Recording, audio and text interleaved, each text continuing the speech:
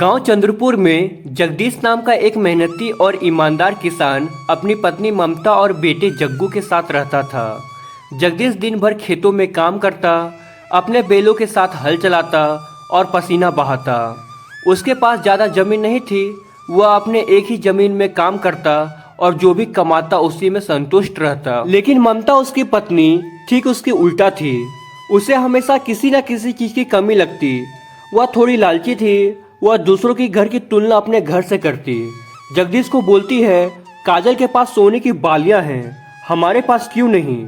और सीमा के घर में तो रंगीन टीवी आ गया, हमारा कब आएगा? जगदीश उसे समझाया करता, ममता जितना भगवान ने दिया है उसमें खुश रहो, लालच बुरी बला है। पर ममता जगदीश की बातों को अनसुना कर देती थी। एक दिन गांव में एक व्यापारी आया। वह खेत खरीदने की बात कर रहा था।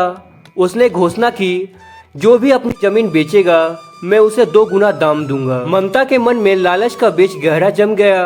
उसने जगदीश से कहा, सुनिए जी, हमें अपनी जमीन बेच देनी चाहिए।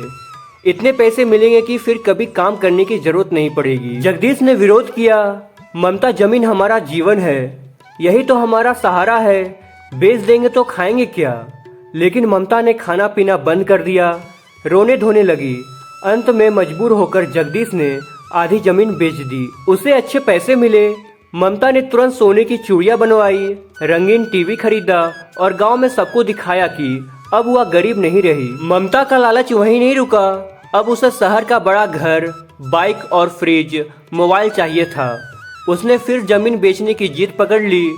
जगदीश फिर समझाने लगा, ममता अगर सारी जमीन बेच देंगे तो खेती कैसे करेंगे?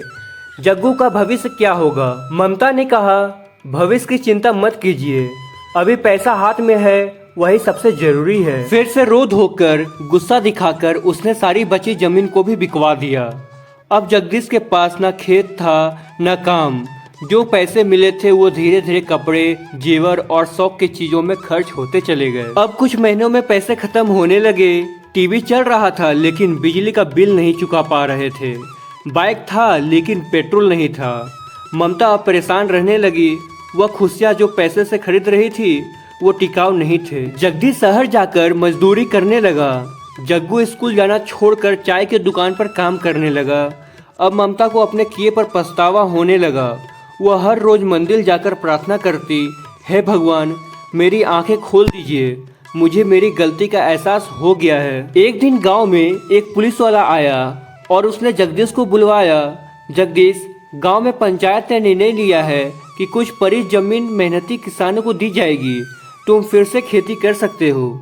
जगदीश की आंखों में आंसू आ गए। उसने भगवान का धन्यवाद किया। ममता ने भी हाथ जोड़कर माफी मांगी, मैंने बहुत गलती की है, अब मैं आपका साथ दूंगी। नई जमीन थोड़ी छोटी थी पर जगदीश ने फिर से मेहनत शुरू कर दी।